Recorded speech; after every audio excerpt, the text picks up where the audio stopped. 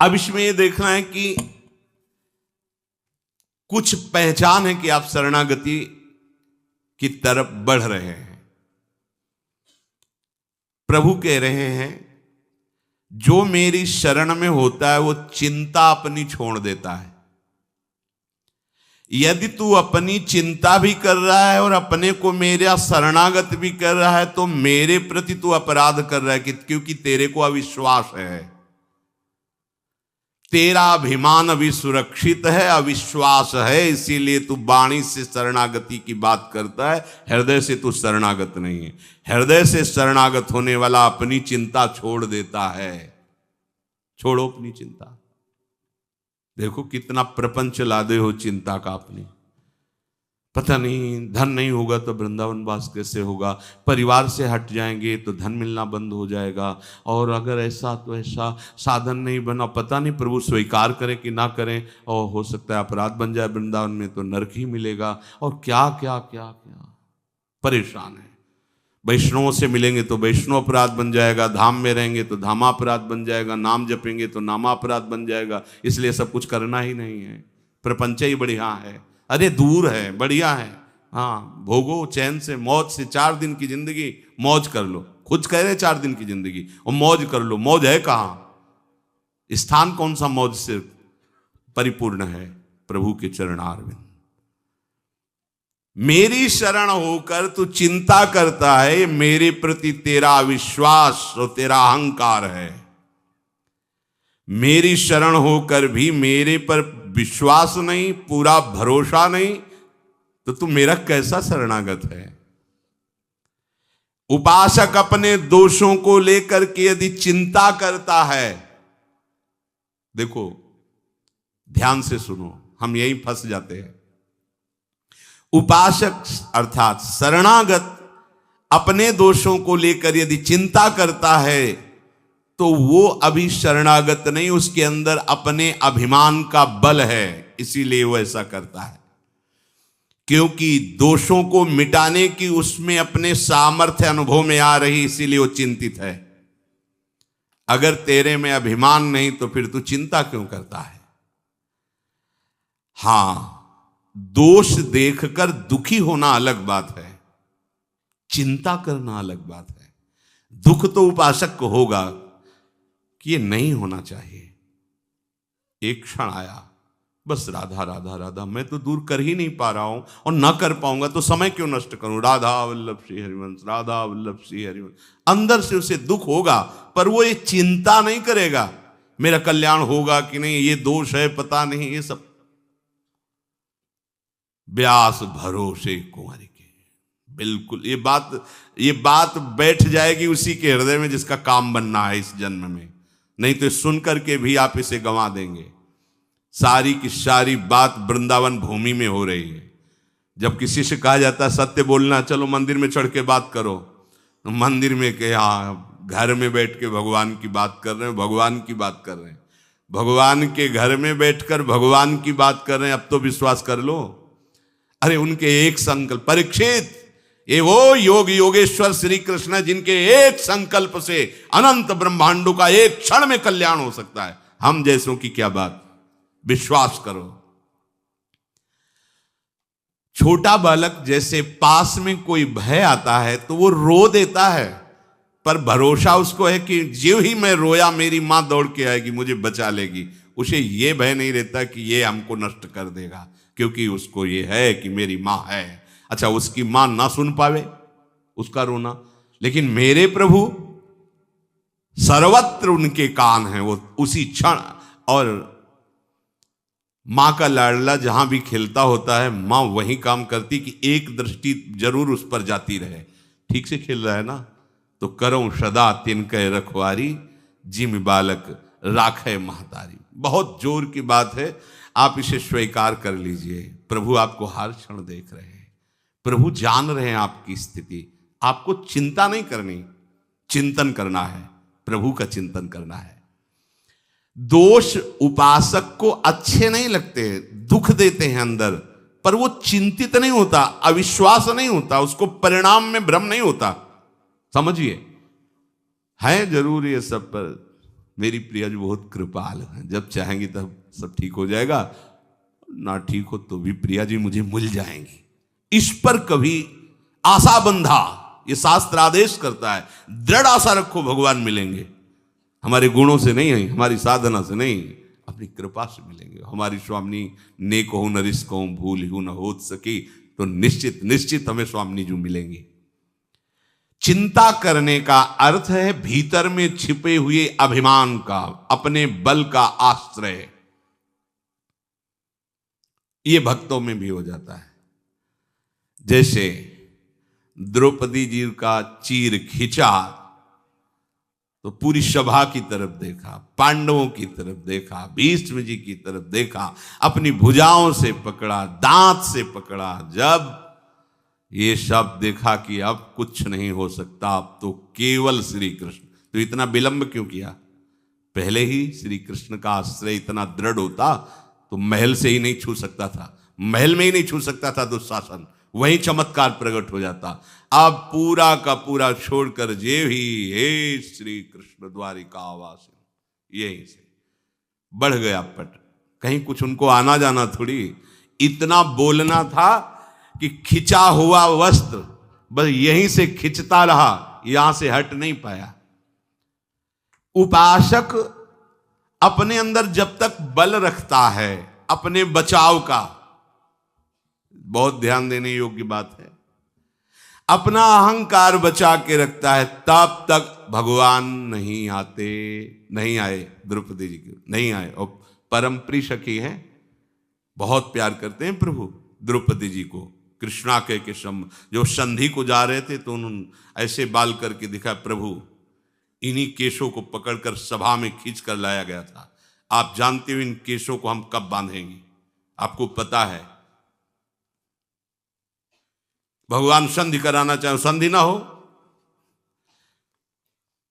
दूसरी बात, यह हमें पक्का विश्वास है कि हमारे गुण दोष से भगवत प्राप्ति नहीं होगी। भगवान कृपालु हैं, प्रियालाल कृपालु हैं, उनकी कृपा से हो जाएगी। हम उनके, ये किसी से हमें प्रमाण लेने की जरूरत नहीं, इस विषय में किसी से प्रश्न करने की जरूरत नहीं, संशय खड़ा हो जाएगा। सबकी मति भिन्न भिन्न है, एक भी शब्द शास्त्र से बिलग नहीं विश्वास करना। अच्छा, केवल शास्त्र ही नहीं है, हाँ, छाती भी साथ में लगी हुई है, क्योंकि यही हमारा बल है, यही हमारा जीवन है, इसी से हम जीवित हैं। चाहे परमार्थ में जीवन समझ लो, चाहे स्वार्थ में जीवन समझ लो, यही हमारा जीवन है, इसी से जीवित है। तो अब संशय की जरूरत नहीं, क्योंकि जहां प्रश्न करोगे तो वो अपनी स्थिति और मति के अनुसार ही उत्तर देगा। ऐसे कैसे हो सकता है? पाप करो तुम, भगवान के आश्रित हो तुम, दोष तुम्हारे अंदर, भोगना पड़ेगा तुम्हें, अब मरो जाके, जाओ। अहम त्वाम सर्व पापेभ्यो मोक्षयिष्यामि मा शुचा, तू केवल सर्वधर्मान परित्यज्य माम एकम शरणम ब्रज, किसी की सुनना नहीं। ये भगवान बोल रहे हैं जिनसे हमारा काम बनना है, हमें किसी के सलाह की इसमें जरूरत नहीं, सीधे सर्वेश्वर भगवान बोल रहे हैं, अहम त्वाम सर्व पापेभ्यो, जो मेरी शरण में आ गया, तेसा महम समुद्धरता, उसकी साधना नहीं, तेसा महम, मैं समुद्धरता मृत्यु संसार सागरात। विश्वास कर लो, ना करो तो भटकते रहो। हित ध्रुव जो विश्वास है, तब वहीं सुधरे बात, ना तरु माया पंथ में फिरे जो टक्कर खात। दूसरी बात देखनी है, श्री भगवान कह रहे तेरे भाव अशुद्ध, तेरी वृत्तियां अशुद्ध, तेरे आचरण अशुद्ध। ये बताओ क्या और क्या चाहिए, क्या चाहिए? विश्वास नहीं ना, सत्संग में तो ऐसा सुना पर पता नहीं, तो चलो मरो जाके, बात पकड़ लो, बैठ जाओ। यहां केवल आश्रय से माला माल हो जाओ। हम कई बार आपको सुनाया है, बहुत विद्वान है बाली, साधारण नहीं। लोग संध्या अपने घरों में करते होंगे, ये चारों दिशाओं के समुद्र में संध्या करता था, नित्य नित्य चारों दिशाओं के समुद्र में संध्या। रावण ने जाके ललकारा, दिग्विजय कर रहा था, भाई इस समय हम संध्या कर रहे हैं, हमें डिस्टर्ब मत कीजिए। और वो मार ऐसे कखरी में दाब लिया और 6 महीने तक साधना संध्या आदि करता रहा। इसके बाद देखा कि होश में है कि नहीं, छोड़ा, बोले जा अपनी लंका चल। तभी जब अंगद के सामने मैं तब कहते वही रावण तो हो ना, जिसको बाली ने 6 महीने काख में दाग के रखा था। धर्मात्मा है, ऐसा नहीं कि उसको ज्ञान नहीं है, शास्त्र का ज्ञान है, पर कुछ वासनाएं होती जिन पर विजय बिना भगवान की शरणागति की नहीं होती। सुग्रीव एक भी आचरण बाली जैसा, जो पवित्र आचरणों में बाली नहीं, महाबलशाली।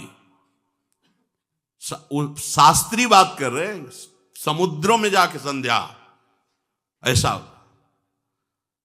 जब भगवान ने मारा तो उसने कहा, प्रभु मैंने ऐसा कौन सा आपका पाप किया है, आपने मुझे व्याध की भांति बेध दिया, मार दिया, और सुग्रीव तुमको प्यारा लगा। ये कभी संध्या बंदन भजन साधन शास्त्र ज्ञान, हमारा छोटा भाई है, हम जानते हैं इसको, ये क्या मतलब, ये क्या बात है, आप उसका पक्ष क्यों लिया, मैं आपका कौन सा ऐसा बिगाड़ दिया, कभी अयोध्या जाके उपद्रव किया हो, कभी कुछ बात की हो तो प्रभु बताओ, हम आपसे कभी एक भी ऐसी अपमानजनित बात की, आप मेरे को दुश्मन क्यों मान लिया, क्यों मार दिया। बिल्कुल ज्ञानी पुरुष को ऐसा ले कि घोर अज्ञानी हो, शास्त्र का ज्ञानी है, किष्किंधा का राजा है, महाबलशालियों में उसकी गणना है। भगवान ने कहा, हाँ मेरे शरणागत का बैरी मेरा बैरी होता है, और यह अभी शरणागत हो चुका है।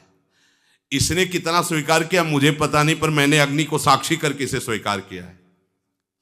बात समझिए, इसने कितना स्वीकार किया मुझे, भगवान कह रही है तो ये जानेगा, इसका आचरण बताएगा, लेकिन मैंने इसे स्वीकार किया है, और मेरे शरणागत का दुश्मन मेरा दुश्मन होता है, इसलिए मैंने तुझे मारा है। खास बात है, शरणागति कराने वाले परम पावन महाभागवत श्री हनुमान जी महाराज, तो शरणागति होती ही है किसी संत से, किसी संत महंत सदगुरुदेव की कृपा से जीव भगवान की शरण में होता है।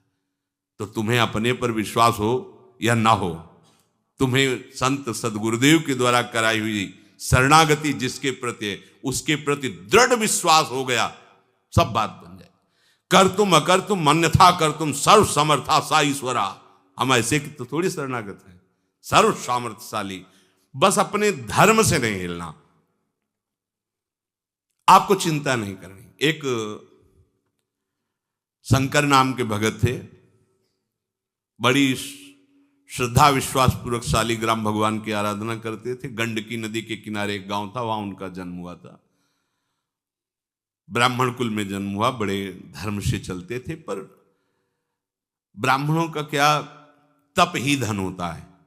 तो एक जमींदार ठाकुर थे, वो उनको रोज सीधा देते और अपने मंदिर की सेवा में भी उनको, और एक पाठशाला खुलवाई थी संस्कृत की, तो कुछ अर्थ भी देते थे, और गुरु की तरह उनको मानते थे शंकर भगत को। वो बड़े धनी थे। उनको एक दिन मकान बनवाने के लिए जमीन खोद रहे थे, तो सोने का कलश मिला। जमींदार जो धर्मात्मा पुरुष धर्म करते रहते हैं, तो ये सब ऐश्वर्य धन उनके पास जाने लगता है, क्योंकि उससे जगत मंगल होता है। तो उन्होंने पंडित जी से पूछा, ये स्वर्ण मिला हुआ है, उस समय करोड़ों की लागत का। तो उन्होंने कहा कि आप भगवान सूर्य का मंदिर बनवाएं, कुछ हिस्से से अपने परिवार की और उन्नति के लिए रख लीजिए, पर उसका 1/3 हिस्सा मंदिर में लगवाए। बात कुछ दिनों बाद जो जमींदार थे वो पधार गए, तो उनका जो बड़ा लड़का था वो बहुत ही दुष्ट स्वभाव का था। केवल उनके भय से वो चुपचाप रहता था, वो दुष्टता उस समय भी करता था। अब तो पिता गए, तो उसे पता था स्वर्ण राशि का भी कि मंदिर बनाने के लिए ऐसा ऐसा।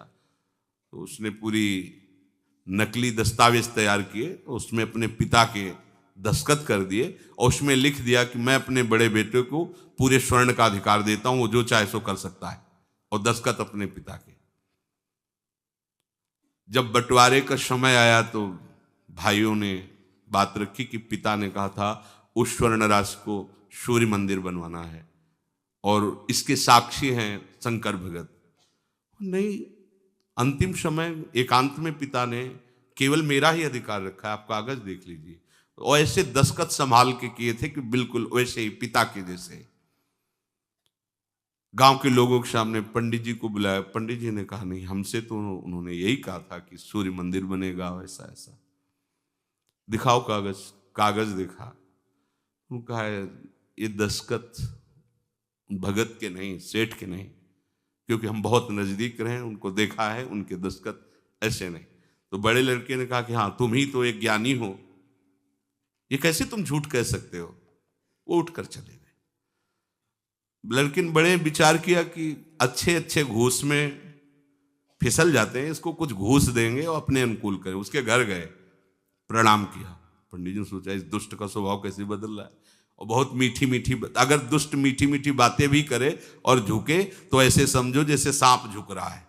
अगर सांप हटकर पीछे झुक रहा है तो वो वार करेगा, सिंह झुक रहा है तो छलांग लगाएगा, ऐसे ही दुष्ट झुक रहा है तो तुम्हारे नाश के लिए झुक रहा है, वो प्रणाम नमस्कार में हुआ। पंडित जी इतने दिन हो गए हमारे पिता की भी पंडिताई करते हुए, पूजा करते हुए, मिला क्या, एक सीधा जो हमारे घर से जाता है उसी से भोजन तुम्हारा होता है, माला माल हो जाओगे। आधा आधा, आधा सोना आपका, आधा हमारा। असलियत यही कि हमने जालसाजी की है, दस्तखत हमने किए, अब मान जाओ। उनका धूर्त कहेगा, तू हमारे को धन से लुभाए मन, हमारे तो ठाकुर जी परम धन है, जीवन उनके लिए है।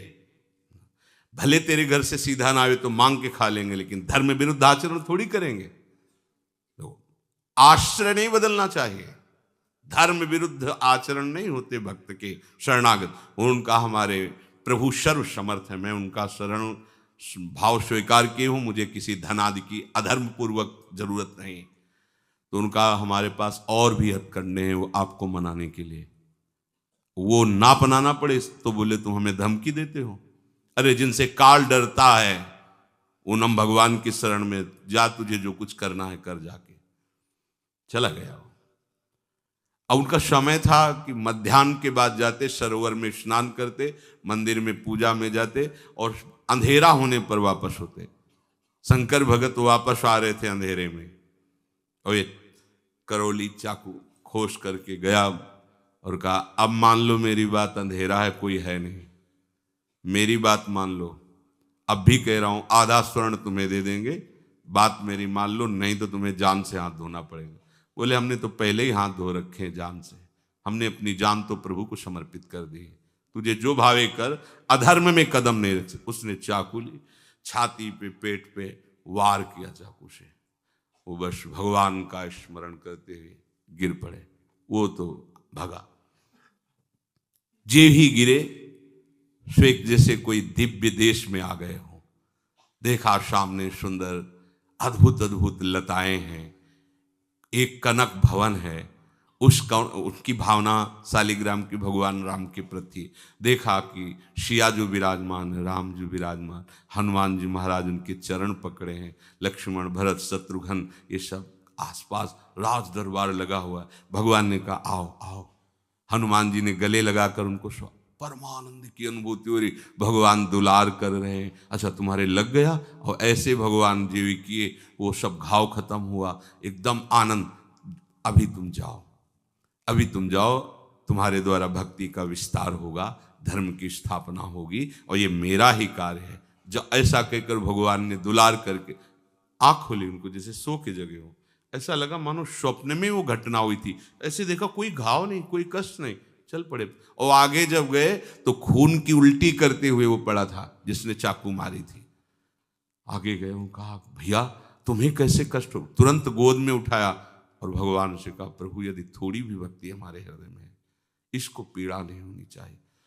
फिर उसको चेतना आई, उसका खून उगलना बंद। वे भैया क्या हो गया, तो बोले क्षमा करो, जे ही आपको मार के हटा तो पता नहीं कौन था, हमें परिचय नहीं, पर वो इतना बलवान था कि उसके एक थप्पड़ पर हम उस समय से खून ही डाल रहे हैं और हमें होश ही नहीं। अगर आप हमें गोद में न बैठालते, दुलार न करते तो मुझे होश ही नहीं होता। कभी गलती नहीं करेंगे, कभी बेईमानी नहीं करेंगे, हम सब सभा के बीच में कह देते ऐसा ऐसा। और आज से जीवन भर आपकी हम सेविका है। हम जान गए कि भगवान की भक्ति में कितनी सामर्थ्य। ये कर तुम अकर तुम अन्यथा कर तुम, तेरे भाव ठीक नहीं है, तेरी वृत्तियां ठीक नहीं है। अरे जो स्वीकार करे वो कह रहे भैया तुम्हें दुनिया से क्या मतलब है। समझो, हमें इनकी शरण में होना है ना, हमें दुनिया से मतलब नहीं। दुनिया हमको काना कहे, कुरूप कहे, लेकिन मालिक मुझे पसंद करते तो दुनिया से हमें क्या मतलब है। मैं किसी योग्य नहीं हूं, लेकिन मेरे मालिक मुझे पसंद करते हैं, तो हमें दूसरों को पसंद करवाना है क्या। इसी को दंभ कहते हैं। मालिक की पसंदीदा बात पर तुम्हारे को ध्यान नहीं है, दूसरों को प्रसन्न करना चाहते हो, तो ये सब नगर नारी के स्वांग है। स्वांग सब नगर नारी के, विषयीन हाथ बिकाए ने रिझवन बतार के। अपने प्रीतम को प्रसन्न करना है क्या। तू मेरा शरणागत है, तेरा भाव ठीक नहीं, तेरी वृत्ति ठीक नहीं, तेरे आचरण शुद्ध नहीं, तो भी तुझे चिंता नहीं करनी, क्योंकि तू मेरा है, मैं चिंता करूंगा। बोलो क्या परेशानी। योगक्षेमम वहां में हम, तू मेरा चिंतन करना। इतनी खुली बात, ये मतलब केवल भगवद आश्रित होने की बात है। केवल तू अगर चिंता करता है तो तू संभाल लेगा क्या अपने को। तेरे मेरी शरण में चिंता का है, तेरा भाव अशुद्ध है, तेरे आचरण अशुद्ध है। राधा राधा, एक दिन महात्मा बन जाओगे। ये आश्रय तुम्हें एक दिन भगवान के समान बना देगा। मेरी शरण जो लेकर के तू शोक करता है, भाई तू बड़ी भारी गलती कर रहा है। मेरी शरण होकर भार अपने सिर पर ले रहा है।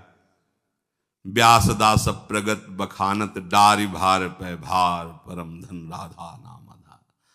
शरणागत होने के बाद भक्त का लोक परलोक, भक्त की सदगति मेरी जिम्मेवारी। अब बताओ क्या करोगे। राधा राधा करो, चुपचाप राधा राधा। हे पकड़ लो, स्पष्ट पकड़ लो, यही बात पकड़नी है। अंतिम में भी यही बात आती। भरोसो दृढ़ ये आखिरी शब्द है। शरीर छूटने का समय था, तब सूरदास जी भरोसो दृढ़ चरणन केरो, श्री वल्लभ नख चंद्र छटाबिन, सब जग माहि अंधेरो भरोसो। आखिरी पंक्ति में कहते हैं कि मैं अपनी बात क्या कहूं, दोनों तरह से अंधा हूं, बाहर से भी और भीतर से भी।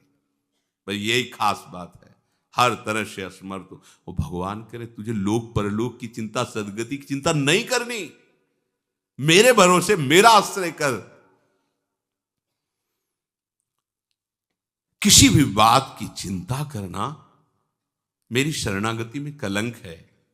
दिविवा भूवा ममास्तु वासो, नरके वा नरकांतक प्रकामम, अवधीरित सारदार विंदौ चरणौ ते मरणे पि चिंतयामि।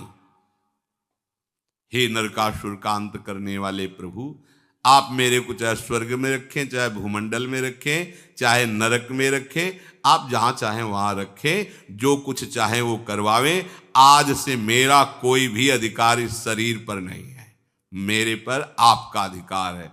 हाँ, बस मैं एक बात चाहता हूं कि आपके श्री चरणारविंद का आश्रय न छूटे, आपके चरणारविंद का चिंतन न छूटे।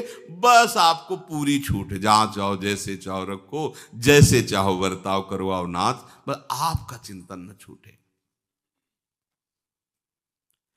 आपको एक भाव केवल दृढ़ता से पकड़ना है कि मैं प्रियालाल का प्रियालाल मेरे। चिंता भय शोक शंका बिल्कुल नहीं करनी, जड़ से हटा दो इसे। आप देखोगे आप धीरे धीरे निर्दोष होते जा रहे हो, क्योंकि अब दृष्टि प्रभु पर टिक गई है आपकी। भरोसा ले लिया, प्रभु की दृष्टि आप पर। ये था माम प्रपद्यन्ते, और जहां प्रभु की दृष्टि पड़ी तो जैसे सूर्य के प्रकाशित होने पर अंधकार नहीं टिकता, ऐसे प्रभु की दृष्टि पड़ने पर वो महासदगति को प्राप्त होता है, निर्विकार हो जाता है, वो साधु हो जाता है। भगवान कहे ना, क्षिप्रम भवति धर्मात्मा, मैं उसे बहुत शीघ्र धर्मात्मा बना देता हूं। प्रभु के सन्मुख होकर शरीर का सहारा, भोगों का सहारा, व्यक्ति का सहारा, धन का सहारा, शरीर के संबंधियों का सहारा, ये सब मिट जाता है। असली शरणागति जब उदय होगी, तुम्हें मिटाने के लिए प्रयास नहीं करना, स्वयं अरुचि हो जाएगी। अब आप में शरणागति का प्रभाव जागृत हो रहा है। क्या? निश्चिंतता। जब भक्त अपनी मान्यताओं को, अपनी मानी हुई समस्त संपत्ति को, वृत्तियों को प्रभु के हवाले कर दिया, समर्पित कर दिया, लोक परलोक की कोई चिंता उसके हृदय में नहीं रह जाती। मेरा जीवन निर्वाह कैसे होगा, मैं कहाँ रहूंगा, बीमार होऊंगा तो मेरी सेवा कौन करेगा, मेरी दशा क्या होगी, मेरी गति क्या होगी, ये चिंता शरणागत में बिल्कुल नहीं रहती। प्रभु के शरण होने पर शरणागत भक्त में ये एक बात आ जाती है कि अगर प्रभु के पसंद में मैं ना आता तो प्रभु ये मुझे मार्ग ही नहीं देते। जब मार्ग दे दिया शरणागति का मतलब वो मुझे अपनाना चाहते हैं। अब अपनाना चाहते हैं तो पहले तो हम बहुत गंदे थे, अब तो उसके दाग रह गए हैं, तो गंदगी में स्वीकार किया है मुझे। उस समय कोई महात्मा थोड़ी था जिस समय शरणागत उन्होंने लिया है, ध्यान देने की बात है। उस समय तो बहुत ही गंदा विचार संसार ही था। जब उस जगह से मुझे चयन किया है तो अब तो उनके मार्ग में चलने से काफी धुलाई सफाई हो ही गई, थोड़े थोड़े दाग रह गए। ये भी वो उनके पास ऐसे हैं, कपड़े में दाग लग जाए ना तो साबुन से नहीं छूटता, वो कुछ एक और आता है, आला निराला कर देता है। भगवान कृपा का आला डाल करके उसको ऐसे चमका देते हैं कि कोई दाग नहीं रह जाता। फिर जगत बंदनी सतरति सतरति सा लोकाम तारयति, ये उनके पास है, ये और किसी के पास नहीं। ऊपर का तो मिट जाएगा लेकिन दाग जो नहीं मिटता है, उस दाग को वही हैं सबके कृपा सिंधु दाग मिटाने वाले, वही मिटा देते हैं। मेरा जीवन प्रभु के लायक सुंदर और शुद्ध ना था और ना हो पाएगा मेरे द्वारा। जब उन्होंने उस समय स्वीकार किया, देखो खास बात समझने की, हम प्रभु के हैं। जब बच्चा मल लगाए हुए तो वो ये नहीं सोचता कि इस समय मैं मां की गोद में चढ़ने लायक नहीं हूं, सोचता है क्या? वो जब मल देखा तो रोना शुरू किया, दौड़ पड़ा, मां से जाके लिपट गया। तो मां भी मल नहीं देखती, बच्चा है, अब आगे का वो कार्य करेगी, उसको साफ स्वच्छ करके सुगंधित द्रव्य लगा के पहना उड़ा के वो पिता लायक बना देगी। ऐसे ही संसार का मल लिए हम मल की तरफ क्यों देख रहे हैं?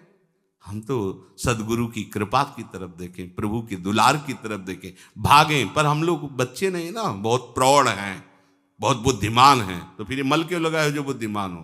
बोले बच्चे हैं ना, किसी से भी बात करके तो बड़ा चतुर है, गलती में कहेगा आखिरकार बच्चे ही तो है ना भगवान से। तो बच्चे हो तो मल को क्यों देख रहे हो? भाग, मां की तरफ भाग, प्रभु की तरफ भाग, वो वैसे ही तुझे स्वीकार कर लेंगे। वो नहीं देखते तू मल लगा है कि नहीं, वो तो तुमको खुद निर्मल करेंगे। आप आओ ना, जैसे भी हो, जैसे भी हो, पुरुष नपुंसक नारी वा जीव चराचर कोई, शब्द देखो, सर्व भाव भज कपट तज मोहि परम प्रीस हो, एकमात्र प्रभु का सहारा। भक्तों की जीवनी सुधारना, अपने लायक बनाना, ये मेरा काम है। वो सच्ची सच्ची वही कर देते हैं। घोर हिंसक पापी को ब्रह्म ऋषि बना देते हैं। ऐसे उनके पास है ऐसा, अपने पास लही बल लेकी, अपनी ताकत लही है। मेरी वृत्तियां ठीक नहीं रहती। वास्तव में मेरी वृत्तियां मानना शरणागत में कलंक है। अब मेरी कैसे रह गई? मेरी कैसे? भगवान की वृत्ति होकर भी ऐसा गंदा सोच सकती है क्या? तो ये तीन गुणों के से रचित सृष्टि किसकी है? भगवान की है। सब कुछ हो रहा है ना, छोड़ो इससे अपनापन। जो ही अपनापन छोड़ोगे ठीक हो जाएगी। बात समझना, हम पूरे देश में सब कुछ हो रहा है, दंड किसको मिलता है? कर्ता को। तुम्हें कोई परेशानी हो रही? सब कुछ हो रहा है, क्यों नहीं हो रही? क्योंकि स्वीकार नहीं कर रहे, क्योंकि मैंने कुछ किया नहीं, स्वीकार नहीं किया। तो अब आप अपने को अपनी वृत्तियों सहित, अपने संबंध सहित, अपने पन सहित